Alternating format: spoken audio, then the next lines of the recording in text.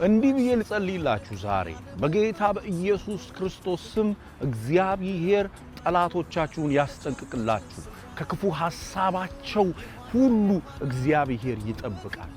ታውቃላችሁ አንዳንዴ በጣም አስቸጋሪ የሆኑ ጠላቶች አሉ የኛን መውደቅ እስኪያዩ ድረስ እረፍት የሚነሳቸው የሚከታተሉ በጌታ በኢየሱስ ክርስቶስ ስም ዛሬ እግዚአብሔር ያስጠነቅቃቸዋል ሐሳባቸውን ሁሉ ያፈርሰዋል ታስታውሳላችሁ ያዕቆብ ከአጎቱ ቤት ሚስቱን ንብረቱን ይዞ ሲሄድ አጎቱ ለሶስት ቀናት ተከተለው እግዚአብሔር ግን በመንገድ ላይ አስቆመውና አስጠነቀቀው ትነካውና ዋ አለው ከዛን አጎቱ ያዕቆብ ጋር ሲደርስ እንደዚህ አለው ላጠፋክ ኃይል ነበረኝ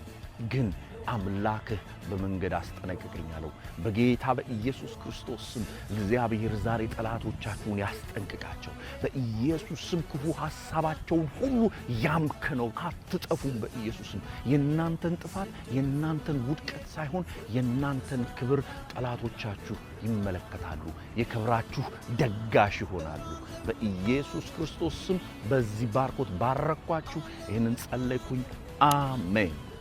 ተባረኩልኝ ይሄንን ለብዙዎች ሼር አድርጉት ሰላማችሁ በስቷል